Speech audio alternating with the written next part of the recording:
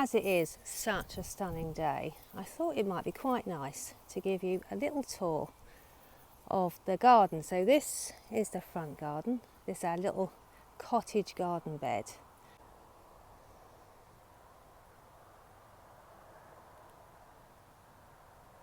And then we will go through the side gate here and bring you onto the patio. So we've got our glorious fig tree, which I absolutely love, dripping with figs this year. And then through here, this is my Dahlia patio pot trial and my eucalyptus nursery. There's quite a few plants there. And then if I bring you out towards the lawn, so these are new for this year as well. So I've got 2 more garden beds on the lawn here with all the seeds from our grow along seed shops. So in here you can see we have some hollyhocks as well. They're only shorter than the patio pots because they're planted in the ground. They've been elevated by the pots, that's the only difference. And then the trees, and then the greenhouse over there, which is empty at the moment, ready for the autumn jump starter. So let's bring you back round. This is the second of the beds on the lawn. This is the apricot cosmos with the apricot statice mixed in. And we've got more statice here, and I think the blue statice goes absolutely wonderful with the perennial scabious just there in the background. Doesn't that look good? There we go, a look from this direction. If I turn round, you can see the patio behind me. I'm having a little bit of a shuffle round at the moment. Just bringing the pots to the front that are really shining. Got quite a few lilies that I'm trialling this year, and actually these ones grow really well in the shade. Who knew? I kept them out of the rain just because if the rain gets on this pollen, it then bleeds into the petals and spoils the flower. So I thought I'd put them under cover, and because it's rained so much, they've been here for months and they are absolutely thriving. So that is really handy to know. Got loads. I'm doing a bit of a trial. I never do anything by halves, do I? Anyway, I will show you as we go on. They smell amazing. My favourite pot of the moment.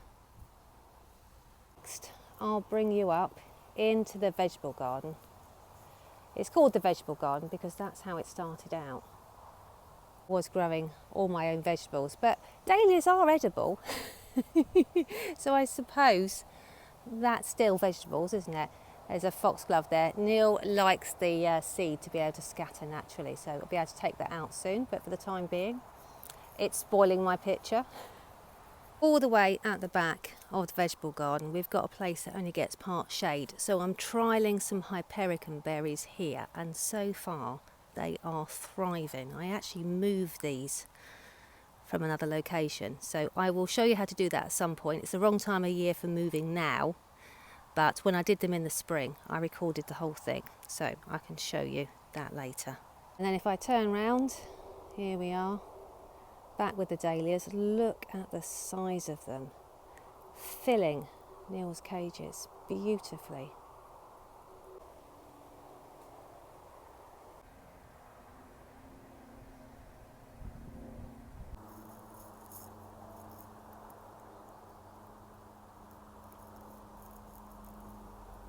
And I've had lots of questions about this one, as you've caught it out the corner of your eye. Yes, it is Evelyn or Evelyn. It's beautiful, isn't it? Glows at sunset. There's a Dahlia Hall of Fame on my website with photos of the dahlias from the garden, if you want to look anything up. And then I've got a couple of magnificent cannas that we overwinter and bring out each spring. I'm not sure of the variety. I've had them for years. It was actually only one small canna when I started. I have divided them.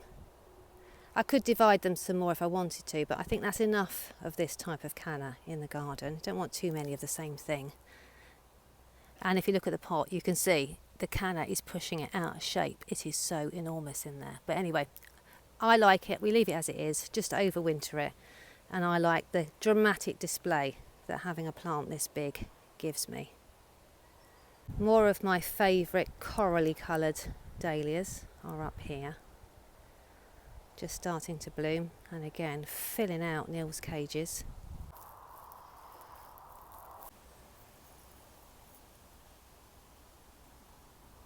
This is one of my top favourites. This is Jowie Winnie. The tubers can be surprisingly difficult to get hold of, which is frustrating because it's one of my favourites. So hopefully we'll all have them next year. I placed my order a long time ago, so I'm at the front of the queue. So any Jowie Winnies that are harvested this year, they're mine. Well, they're ours, because I'm going to share them with you. And then in the tunnel here, we have the magnificent zinnias. Look at those.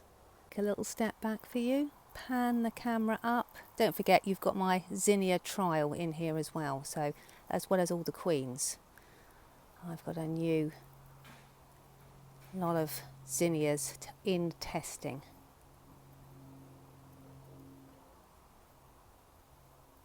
Look at that. Picking zinnias, you just want to make sure that the stems are nice and firm underneath your finger so they don't wobble. You can see that these ones are absolutely solid. Then you can pick them.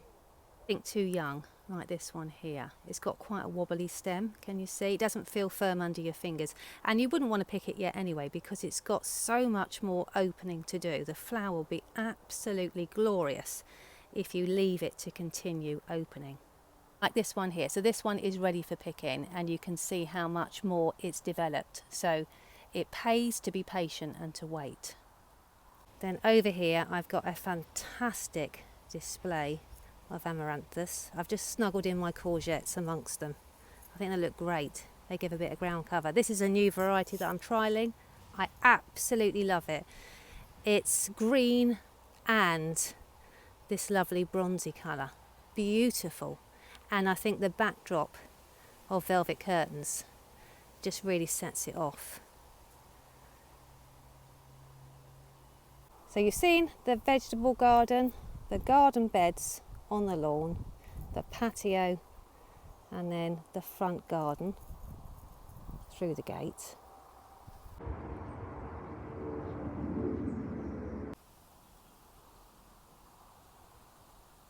So next I'm going to walk you past the greenhouse, past Neil's sheds, the plant nursery, and into the flower field.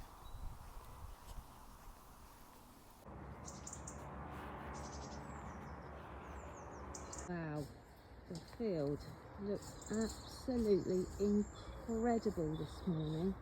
Isn't it a lovely day? I'm totally in love with these straw flowers. They're just mesmerising. Look at that.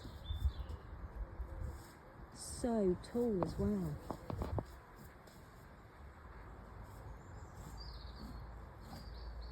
So with straw flowers, this is when you want to pick them nice and early in the morning because you can see which ones are open. They close up at night. So for example, these ones, those are too open for drying because they continue to open during the drying process. Like these ones, these need deadheading really. So these fresh for the vase, any of these fresh for the vase. But if you want to dry them, then you want to go for ones that are more closed. Not completely tight, because that might be too far to come to get them to open for dried flowers. You want them a little bit open. But these ones here, that's about perfect. Or you could just look at them. Come round this side so you can just see the magnitude. There's only 4 plants here. The magnitude of Karma Chop. Don't worry if you see any flowers that do this. It's just where they've had a little bit of stress. But you can see they've all turned chocolate now. See the difference between the different varieties. So Carmen Chocs has got billions of flowers. This is Sam Hopkins and this is Cornamore behind it. I do like this one. It's just so bright and cheerful. Really lovely.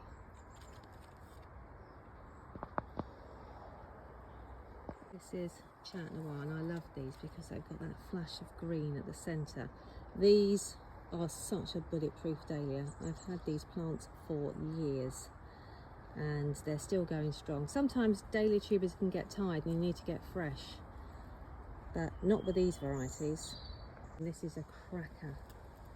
This is Carnal Red. I've got a little red bed going on. Then we've got some of the monsters coming through. This is Penhill Watermelon. Look at the size of that bud. And this is Otto's Thrill. Very reliable dahlia.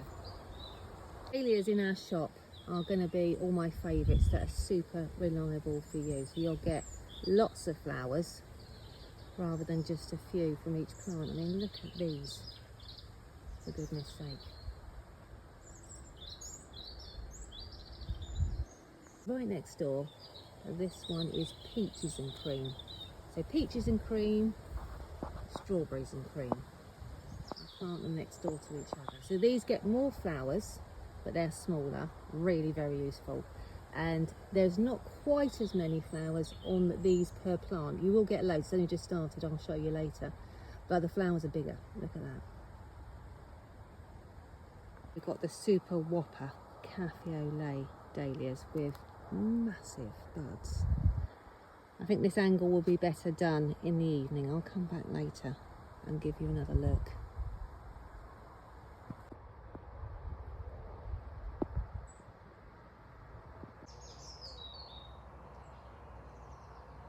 This is the favourite bit of my job.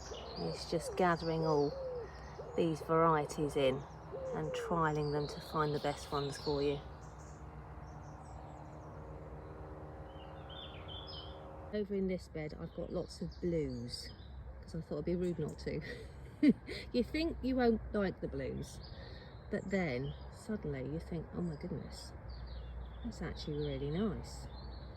Look at that. And there are some really dark ones over there, which I really didn't think I'd like, but I think they're amazing.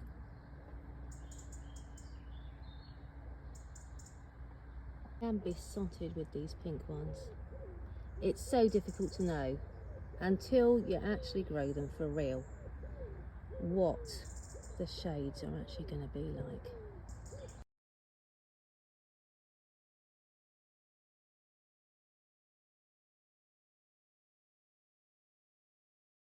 Wowee, look at the sweet peas. Honestly, we'll be sowing next year's batch before this year has even finished blooming. Absolutely incredible. This is William and Catherine. You need this one in your life.